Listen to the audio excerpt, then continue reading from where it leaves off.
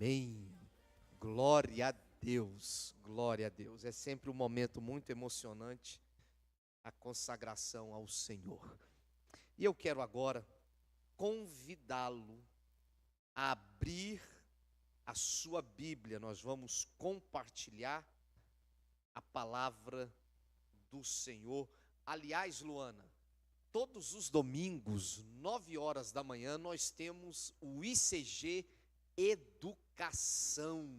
Hoje a Melissa veio participar com a gente e nós aprendemos sobre João Batista. Então estamos estudando o livro de Mateus, o Evangelho de Jesus segundo Mateus. Está imperdível. Além da classe de estudo bíblico para adultos, nós temos também a classe de estudo bíblico para crianças. Então vem com a sua família, vem participar com a gente, que está imperdível. Agora abra sua Bíblia no livro de 1 Reis, capítulo 3. Nós vamos ler do verso 4 ao verso de número 9.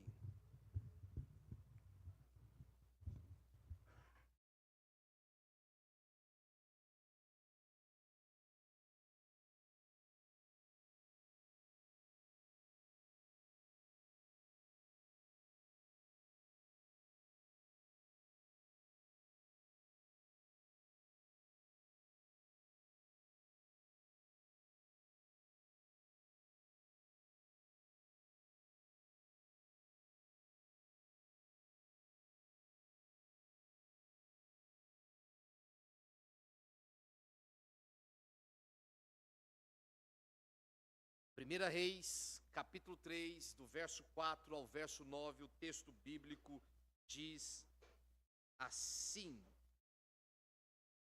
Foi o rei a Gibeão para lá sacrificar, porque era o alto maior. Ofereceu 1000 holocaustos Salomão naquele altar. Em Gibeão apareceu o Senhor a Salomão de noite em sonhos e lhe disse: Salomão, pede-me o que queres e eu te darei. Respondeu Salomão: de grande benevolência usaste para com teu servo Davi, meu pai, porque ele andou contigo em fidelidade e a tua face mantiveste-lhes esta grande benevolência e lhe deste um filho, que se assentasse no seu trono, como hoje se vê. Agora, pois, ó Senhor meu Deus, tu fizeste reinar teu servo em lugar de Davi, meu pai.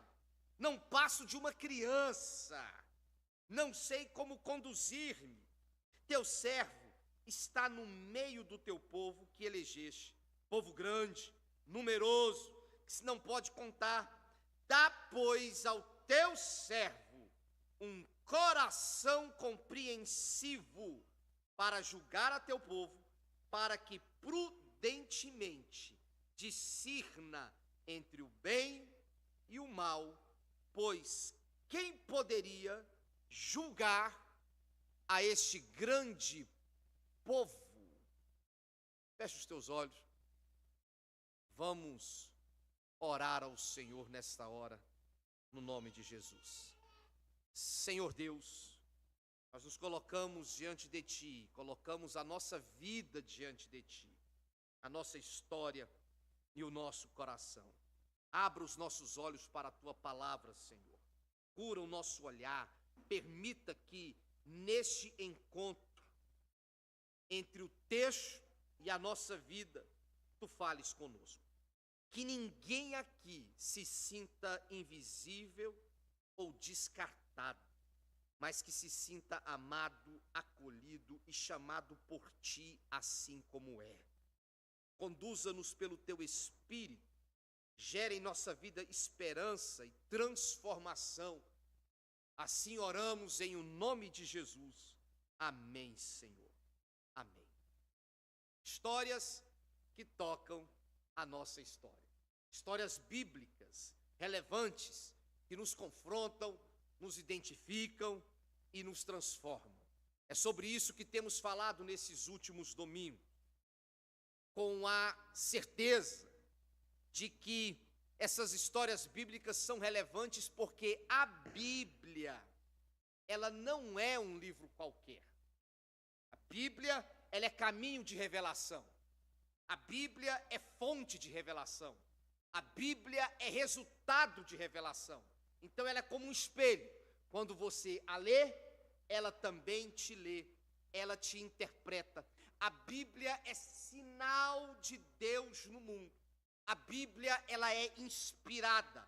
A Bíblia é a palavra de Deus a nós. A Bíblia aponta para Cristo. E ela se cumpre plenamente em Cristo. Porque Ele é o Verbo. Ele é a palavra de Deus encarnada. Como diz o Paulo em sua carta aos Colossenses, em Cristo habita toda a plenitude de Deus. Então, a Bíblia é esse sinal de um Cristo encarnado. E por essa razão, a Bíblia e suas histórias precisa ser lida com cuidado, com critério, com discernimento. Porque se não for assim, ela, que é palavra de Deus, fonte de revelação, ela pode se tornar um instrumento de manipulação, um instrumento de opressão e um instrumento que contraria o próprio espírito das Escrituras. De modo que você lê a Bíblia de que forma?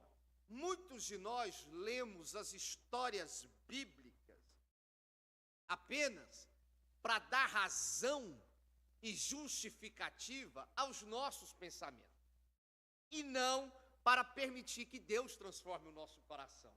Então, a nossa jornada de leitura e de mergulho na palavra de Deus não é para nos justificar, mas é para que essa jornada seja uma jornada de transformação do nosso dia a dia e da nossa vida como homem, como marido, como pai, como mulher, como filho, como empregado, como cidadão. Nesse sentido, nós estivemos já em Gênesis, depois fomos para o deserto e para a travessia, para a conquista de Canaã, passamos pelo período de Juízes, chegamos no início da monarquia de Israel, que teve Saul, Davi, e agora entramos numa das histórias que é a história do Salomão. E o Salomão, ele é um personagem interessante, e ele é um personagem interessante porque, primeiro, ele é filho do Davi. E o Davi, até hoje, é um homem de grande relevância na história de Israel. Tanto é que a bandeira de Israel, ela tem a estrela de Davi. Então, o Salomão é filho desse Davi. Mas o Salomão não é apenas filho do Davi. O que dá ao Salomão uma relevância biográfica ainda mais interessante é que ele é filho de Davi com Batseba. Então, a história de vida do Salomão é uma história de vida marcada pela dor. Porque a Batseba não era a mulher do Davi. O Davi adulterou com Batseba. A Batseba era casada com Urias. E a relação que ela tem com Davi é uma relação inicialmente complicada. Porque ela é usada pelo Davi. O Davi está no palácio, olha, diz o seguinte: eu vi aquela mulher é bonita, traga ela para mim.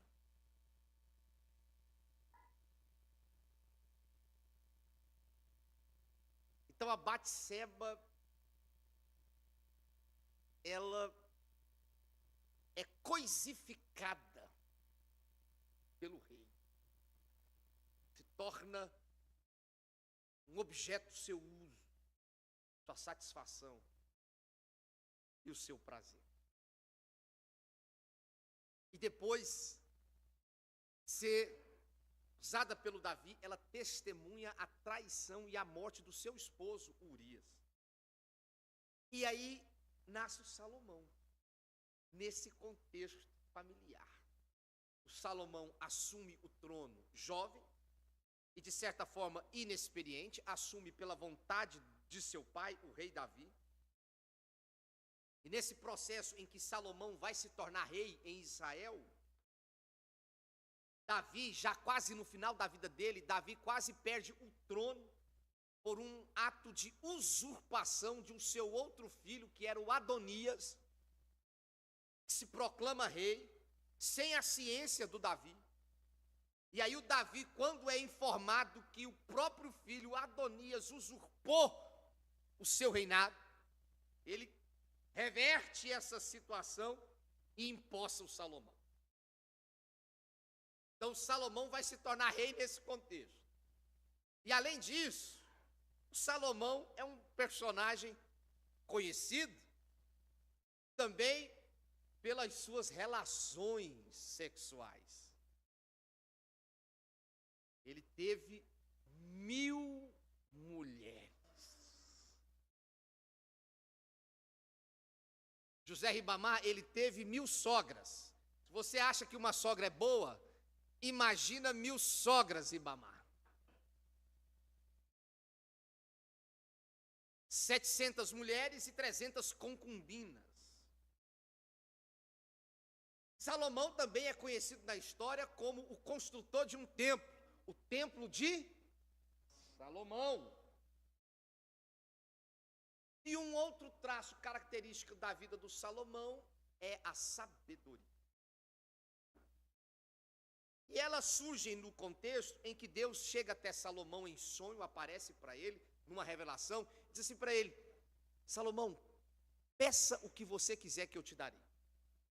E aí ele poderia, nessa resposta, pedir a Deus poder, riqueza, vida longa, vitória sobre os inimigos. Mas ele pede algo diferente. Primeiramente, a resposta do Salomão a Deus é uma resposta de alguém que reconhece a bondade de Deus. E ele começa respondendo a Deus assim: Senhor, eu reconheço a sua bondade sobre a vida do meu pai, porque eu agora estou liderando um povo que eu não tenho noção de como que eu vou conseguir julgar esse povo. Eu não sei como eu devo agir. Isto posto isso, doutora, eu quero pedir ao Senhor um coração compreensivo. Isso é interessante, Josinaldo, porque a expressão coração no Velho Testamento, na Bíblia hebraica, coração é o centro das vontades, dos desejos, das intenções do ser humano. Então, o coração, simbolicamente, Deidiane, ele é um sistema de discernimento.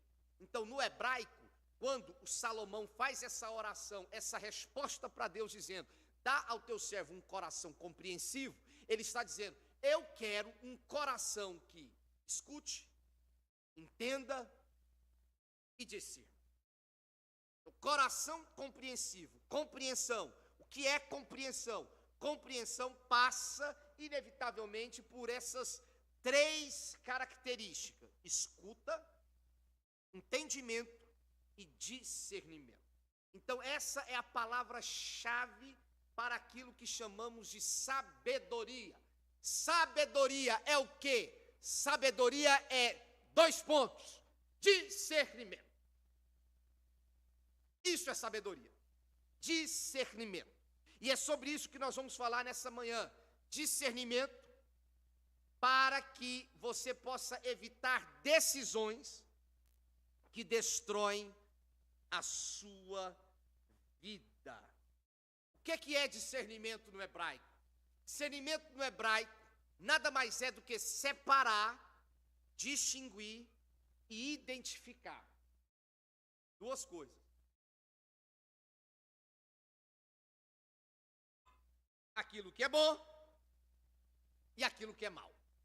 Por isso que no verso 9, o Salomão fala: me dê um coração compreensivo para que prudentemente eu discina entre o bem e o mal. Então, discernimento é você saber separar o certo do errado. O que é tov? Tov no hebraico é bom. é aquilo que é importante, aquilo que é agradável, aquilo que vale a pena, aquilo que está alinhado ao propósito de Deus.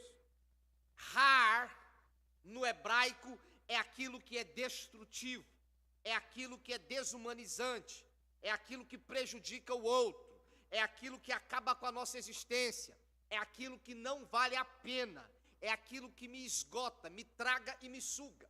Então, eu preciso de sabedoria, eu preciso de discernimento na vida, para saber o que é bom e o que não é bom.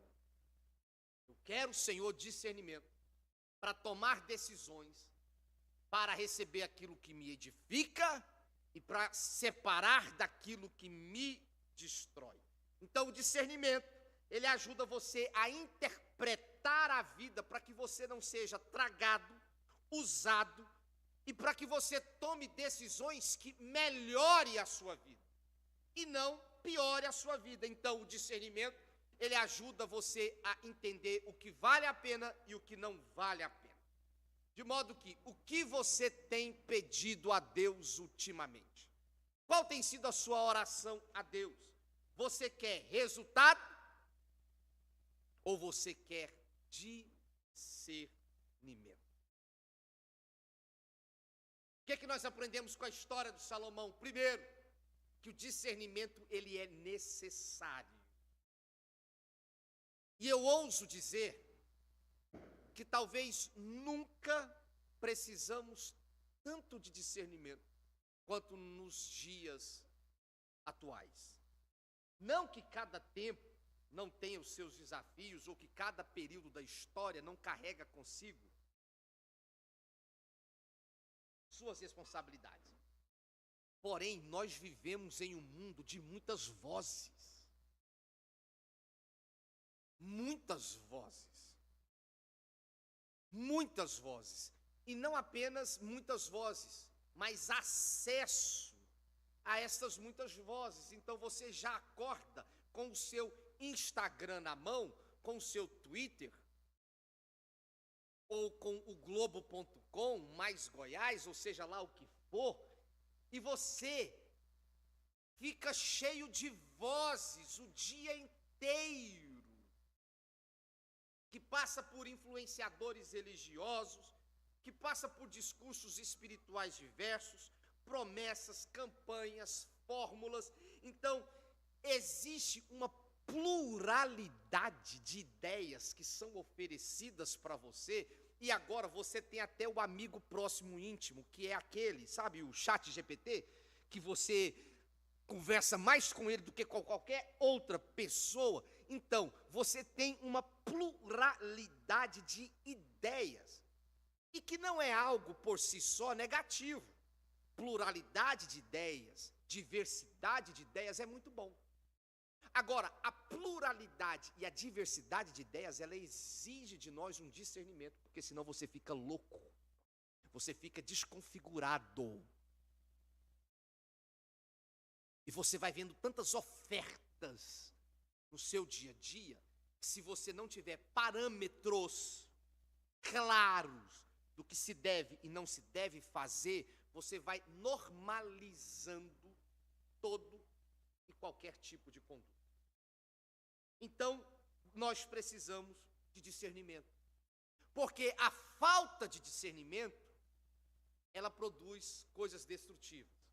Pense você em quantos erros, besteiras e precipitações você já tomou na vida por falta de discernimento.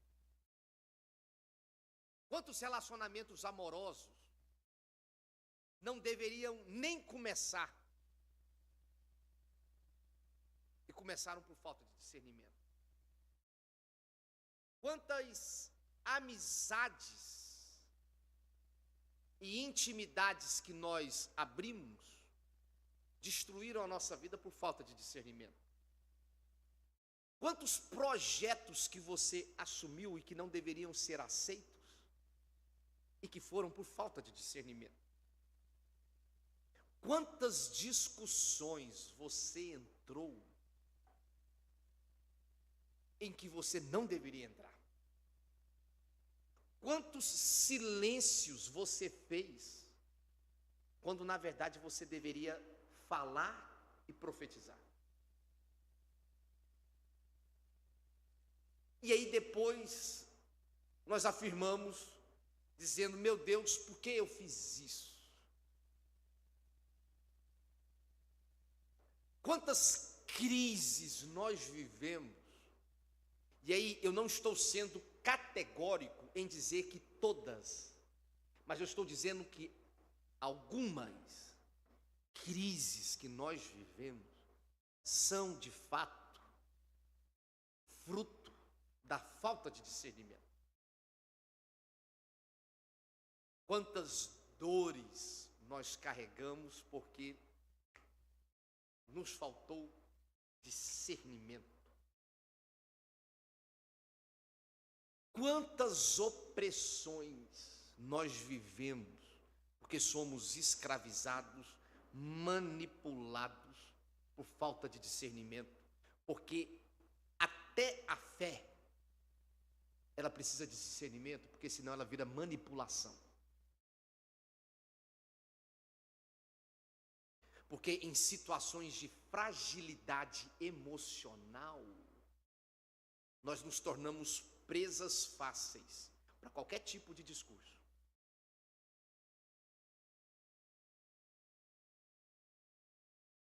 Para ir para a cama, entregar a vida e o corpo para alguém que só quer o seu prazer?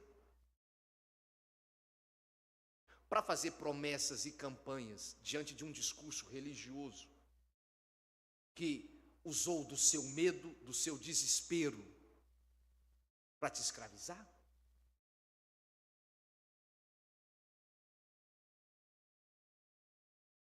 Para aceitar propostas indecentes? Então, a falta de discernimento, ela nos torna extremamente vulneráveis àquilo que pode destruir a nossa vida. Então, as nossas decisões são tomadas pela nossa carência ou por discernimento. E com Salomão, nós aprendemos a importância do discernimento. E aprendemos que discernimento, primeiro, é enxergar além da aparência. E aí há um episódio daqueles assim que embrulham o nosso estômago envolvendo o Salomão, porque duas mulheres chegam para o Salomão e chegam com uma discussão. O filho é meu, aí a outra, não é meu, não é meu, é meu, é meu, é meu, é meu, é meu. E aí o Salomão, me traz uma espada, eu vou resolver isso aqui agora. Eu corto essa criança no meio, metade fica para uma, metade fica para outra. A gente resolve esse problema aqui agora, pode ser?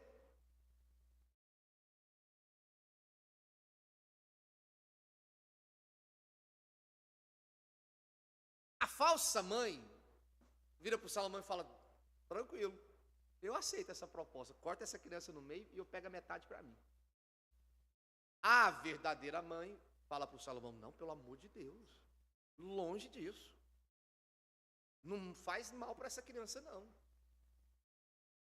Deixa com ela, mas preserva a vida desse menino. O Salomão então vira para as duas mulheres e fala: agora eu sei quem é a mãe verdadeira. A mãe verdadeira é essa mãe que renunciou para o bem do seu filho. Então, ele exerce um discernimento cujo significado existencial é ver para além do discurso. Captou? Porque discernimento é isso. Porque nem sempre as palavras dizem o que as palavras estão dizendo. Você está me entendendo? Então, o discernimento, pastor Elias, nos ajuda a ver para além daquilo que é falado. Porque para além daquilo que é falado, pode existir segundas intenções. Então, o discernimento te ajuda a ver além do discurso. O discernimento te ajuda a ver além da emoção. Porque tem lágrimas reais? Tem. Mas também tem lágrimas de crocodilo. O discernimento te ajuda a ver além da urgência. Porque a urgência, muitas das vezes, nos torna presa fácil. E por que nos torna presa fácil? E aí, eu vou falar não apenas como pastor, como advogado. A gente cai em golpe todo dia, e o golpe está aí. E aí não é simples assim falar, o golpe está aí, cai quem quer. Porque não é que cai quem quer. Você for numa delegacia aqui, agora vai estar uma fila de gente que caiu em golpe. Não é porque cai quem quer. É porque a pessoa está frágil numa situação e alguém chega com senso de urgência. Tem isso, mas tem que ser agora para você pegar X depois. Aí é o golpe do falso advogado, é o golpe do gerente, é o golpe do fulano, é o golpe do ciclano. E a pessoa desesperada, pá! E aí é gente que cai com 1.000, com 10.000, com 200.000. Porque a gente precisa ver para além da urgência. Deus me dê discernimento para não cair em golpes. Então, antes de você decidir, você precisa ter discernimento. Essa escolha produz vida? Isso vai me edificar? Ou vai me destruir? Isso vai me aproximar ou vai me afastar do propósito que Deus tem para a minha vida? Porque nós vivemos na tirania da felicidade. O que é a tirania da felicidade? Tudo que eu faço é para ser feliz. Então, a felicidade, ela se tornou a razão das minhas decisões. Só que essa filosofia existencial, ela não é divina, ela é diabólica. Porque é o diabo que propõe, se você me fizer isso, tudo isso eu te darei. Então, eu não vivo para ser feliz. Eu vivo para cumprir o propósito de Deus. Para a glória de Deus. Porque se eu vivo para ser feliz, você pode ter certeza que o diabo mais vai fazer são ofertas de manjares para você. Então a sua pergunta não é se isso vai me fazer feliz ou não. A sua pergunta diante de uma decisão é: isso é propósito de Deus? Porque se eu apareço para você, Deidiane, e falo o seguinte: Deidiane, eu tenho R$1 milhão para você. Uma passagem de 30 dias para Bora Bora com todas as despesas pagas. Viagem em primeira classe. Uma limusine vai estar te esperando no hotel em Bora Bora. Só que você tem que fazer isso, isso e isso. Se ela vai pela felicidade, ela vai falar o seguinte: na hora! Quer coisa mais feliz do que essa? 1 milhão na conta bancária, Bora Bora, all inclusive, primeira classe. Mas a pergunta que ela vai fazer é propósito de Deus para a minha vida isso? Segundo, discernimento é perceber a tempo.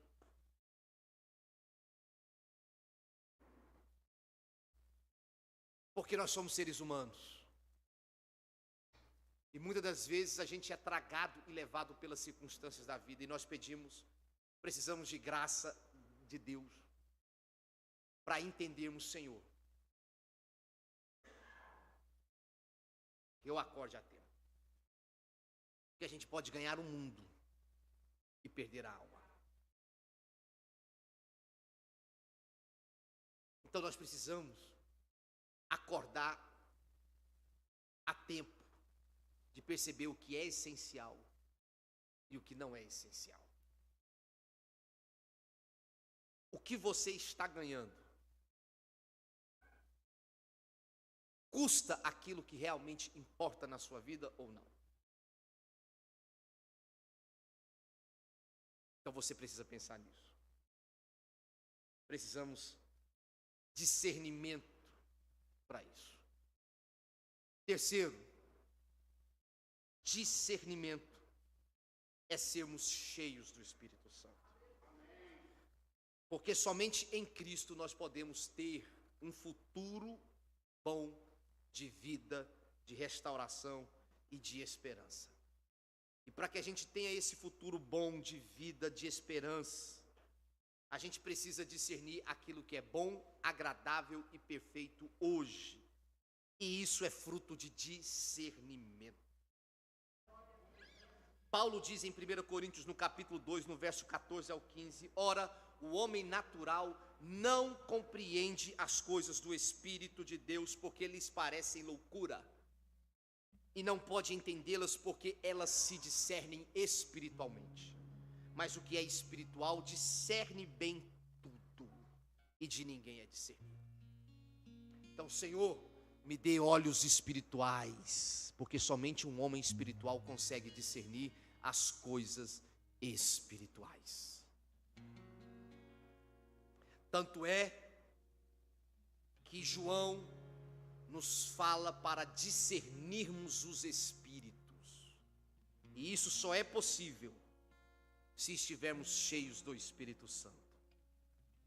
Eu concluo a mensagem nessa hora,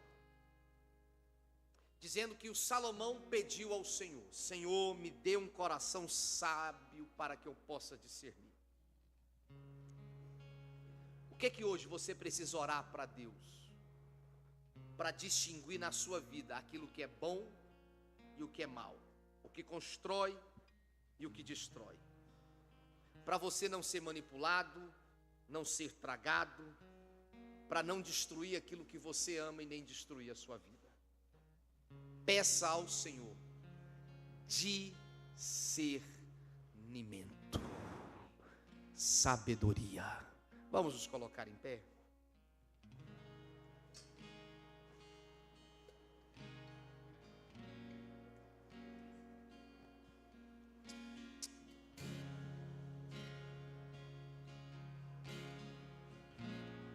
Ore ao Senhor nessa hora e peça ao Senhor discernimento. Oh, aleluia. Tudo depende se não tenho a ti. A tua graça é o que me basta. Sem você não sei pra onde ir. Sem tua presença nada importa. Do que adianta eu ganhar o mundo inteiro e a minha alma se perder sem ti, Senhor? Do que adianta eu juntar os meus tesouros e me esquecer daquele que me amou? Se eu não tenho a ti, não tenho nada, nada eu serei sem ti, Senhor. Só tua presença é o que me basta. Te levarei por onde eu for.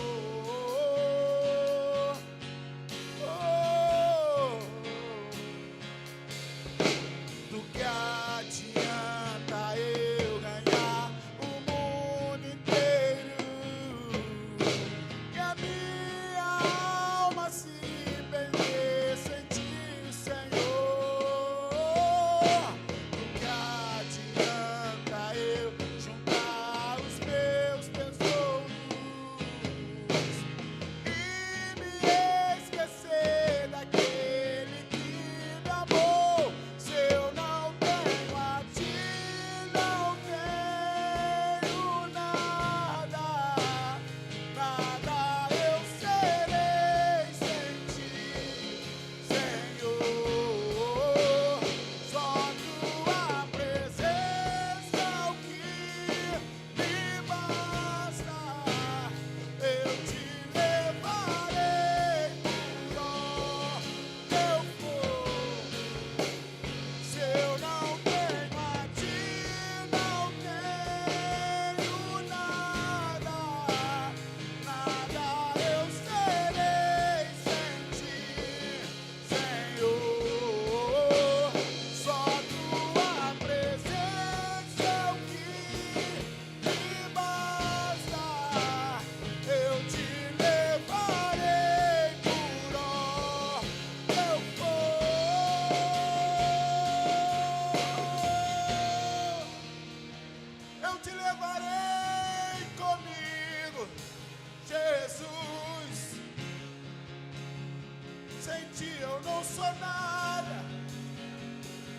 És tudo que eu preciso,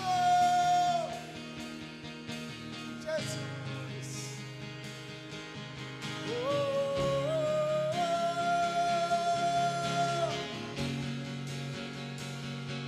Tua presença declara. Ó Senhor,